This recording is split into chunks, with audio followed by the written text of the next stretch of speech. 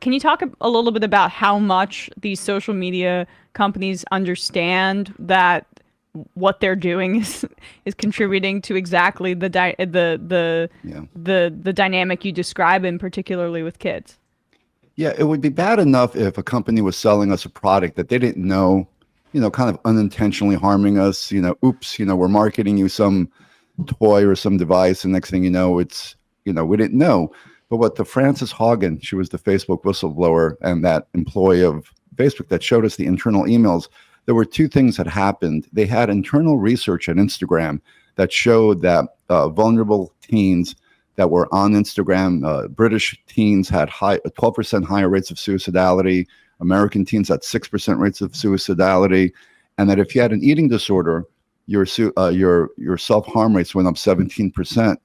And they knew this, and there were internal emails that they were having discussions. Should we adjust the algorithms to make them less toxic? Because here's the thing. It's not as if sad or depressed people go on Instagram and they get sadder. They're targeted. So the algorithm acts like a heat-seeking missile towards people's psychological vulnerabilities and attacks them with information that will make them more unwell, because being more unwell, they're more inclined to rubberneck toxic content. So the young girl struggling with body image issues is more prone to look at toxic content that it's going to be hurtful for them. And knowing this, they did this anyway. That's where I think it's really, well, there's legal liability there, but there's also ethical liability there as well. Are there any other conditions that you think that you would point to outside of the social media products in and of themselves that would be contributing to kind of a compounding effect that you're seeing with rates of depression, suicide, et cetera, in concert with social media usage?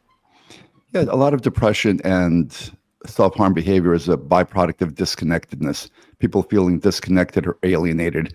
So if you're feeling disconnected from a sense of meaning or purpose in your life, right? If you're feeling a sense of you don't have opportunity, economic opportunities. So, we know that people that are feeling hopeless are more likely to hurt themselves. But we're seeing a huge suicide epidemic in China that not quite dwarfs ours, but is outpacing our suicide epidemic, because they've gone through a seismic shift in their culture where they've gone from an agrarian society to a post-industrial, dehumanizing factory working society.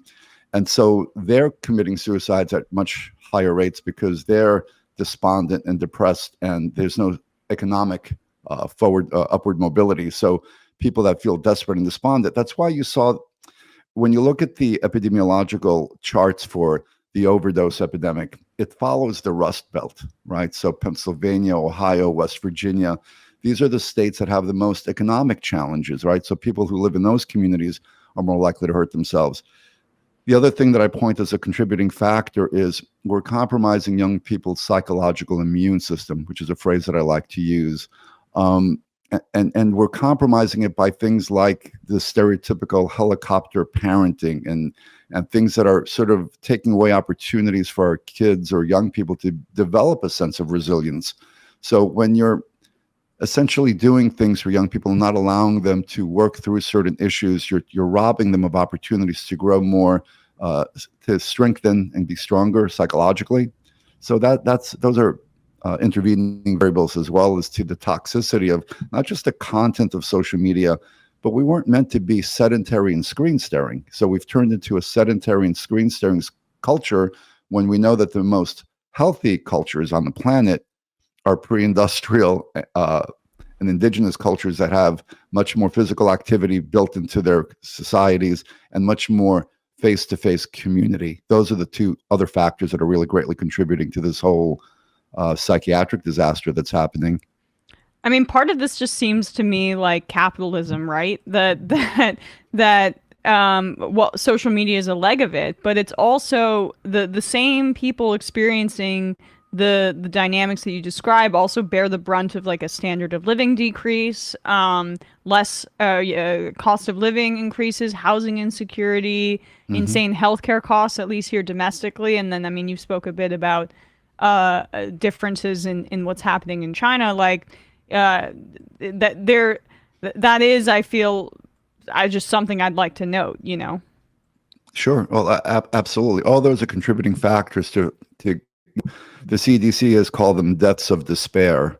Deaths of despair are suicide, overdose, and chronic alcoholism, which had spiked to over 200,000 in 2019, and as I said earlier, have all gone up. So a person that feels everything that you just mentioned and then some. And so, of course, those people are going to escape through digital escapism.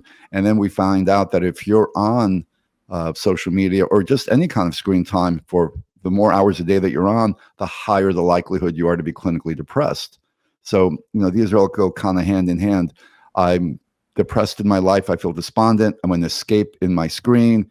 And the more I escape in my screen, round and round it goes, the more depressed I continue to get.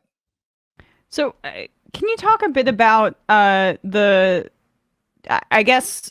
different social media platforms and the ways that they target people specifically? Is it really all one and the same in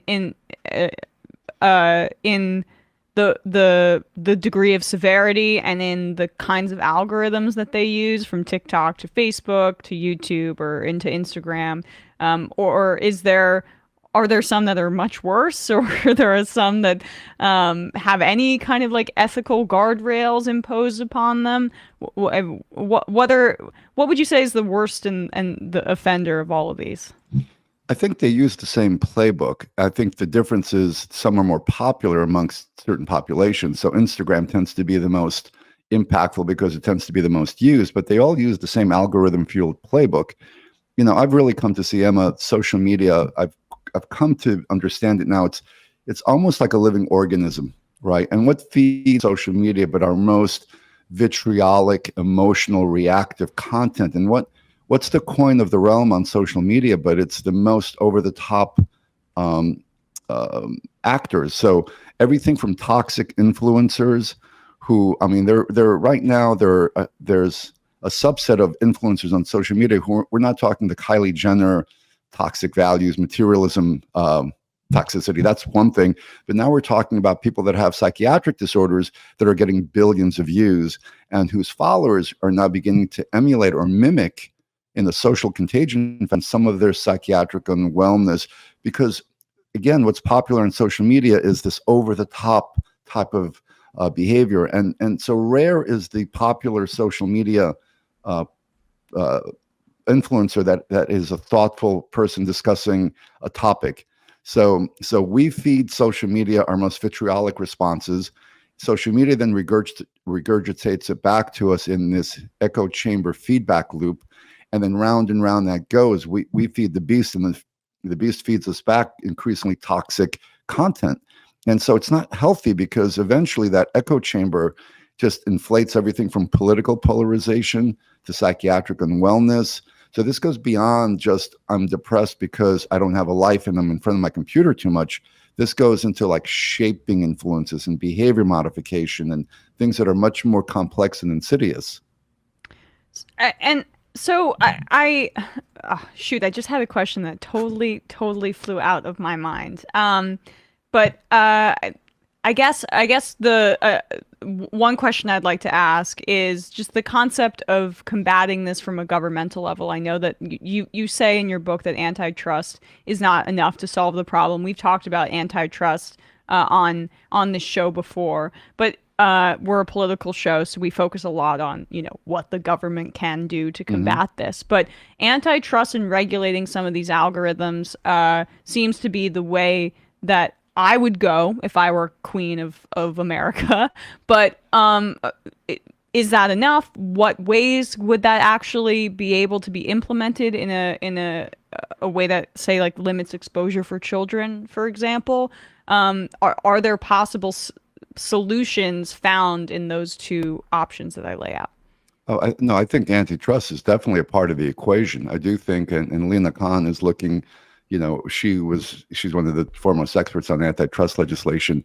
These are absolutely monopolies and need to go the way of Ma Bell and into Baby Bells, and they need to be broken down because they're too monolithic, powerful right now. They're too big to fail, but they're also too big and too destructive. So antitrust, the repeal of Section 230, where they're immune from liability. this notion that they're not publishers. Big tech will wave their hands up and say, well, we're just sort of a message board and people post whatever they want to. We're not responsible for our content. When in fact, we know they are the gatekeepers. They're the biggest gatekeepers of information ever in our recorded history. So, this idea that every 2 or 3 years we drag Zuckerberg and friends in front of the Senate, they say a version of, oops, we're sorry, we'll do better.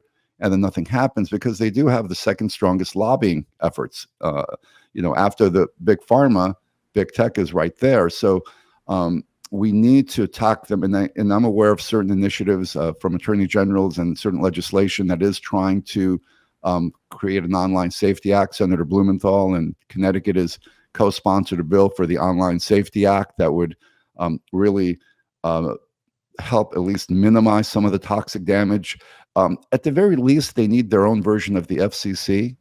They need an oversight committee that's going to help to at least regulate. I'm not a censorship person. I don't think we need. I'm a little bit, because I'm an old school libertarian, I'm concerned of censorship because I do think that people should be able to discern information for themselves. But there does need to be a regulatory body to make sure that everybody's playing nicely in the sandbox and according to certain guidelines, which there currently isn't. Right now, it's totally the Wild West and self-regulated, and that's a problem.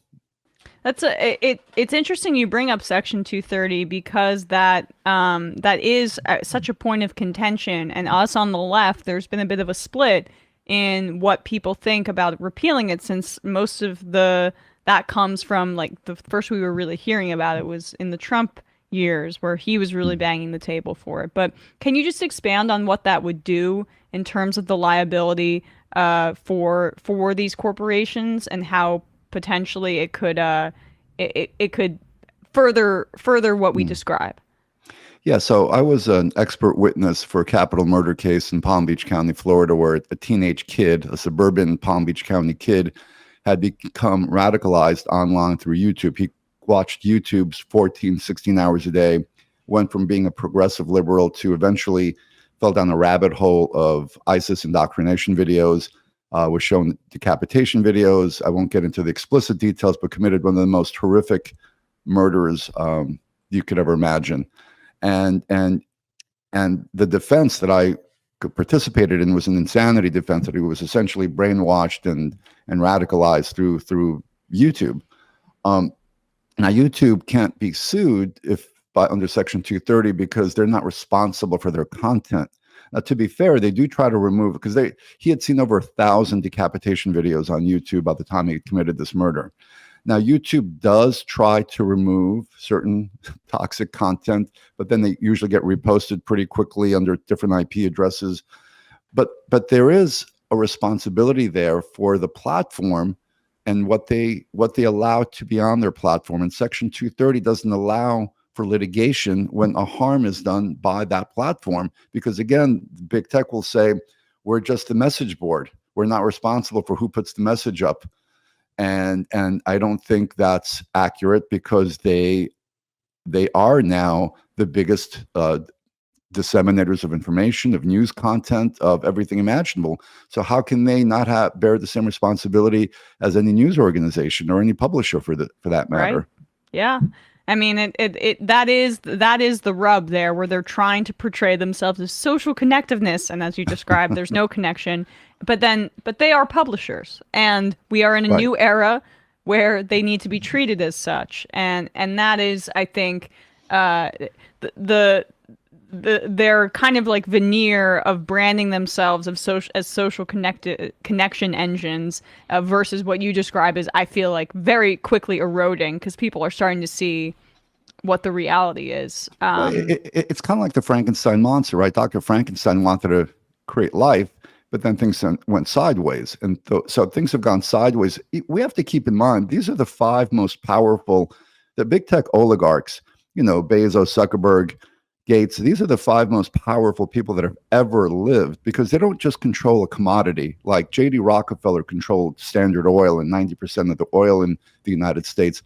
They control everything. They control information, what we see, when we see it, how we process it. So they are the gatekeepers. So not only are they the wealthiest people that have ever lived, but they control us, so they can shape how we vote, how we think, all of it. And so they need some level of oversight, and it's already gone too far. We're a little 5 or 6 years kind of late to the dance in terms of saying these folks have gone way too much power. And I think part of it, I write about this in Digital Madness, I think we were lulled because I call it a form of Stockholm syndrome, right? We're all in love with our tech. Everyone loves their devices. And so even though we've been monetized, manipulated, I would say addicted or enslaved in some cases, we've fallen in love with our captors, right? We're like Patty Hearst in the Symbionese Liberation Army. We've been kidnapped by our love affair with technology, and yet we've deified and idolized some of our big tech icons. They're like pop culture heroes.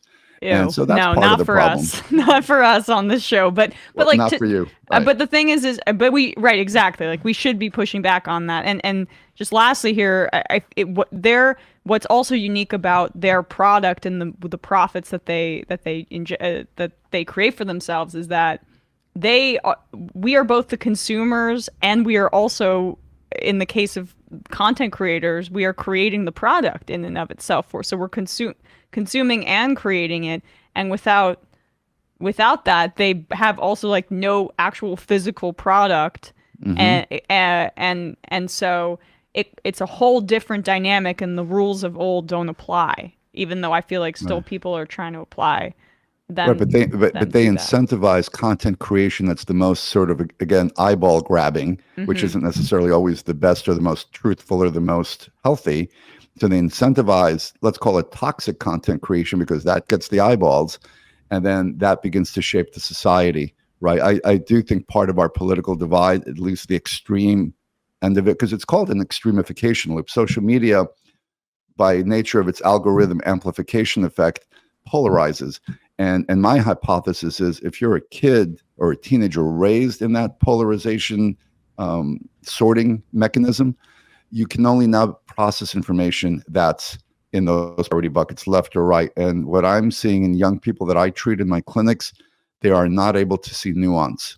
So the gray area or the nuance or critical thinking has totally evaporated. And I'm seeing this as a direct result of people who only live in these extremity loops. And they don't say, oh, well, wait a second, there's a gray area here in any topic, whether it's political, scientific, what have you. So now thinking and debate and reasoned. That's also one of the big things that I think is underappreciated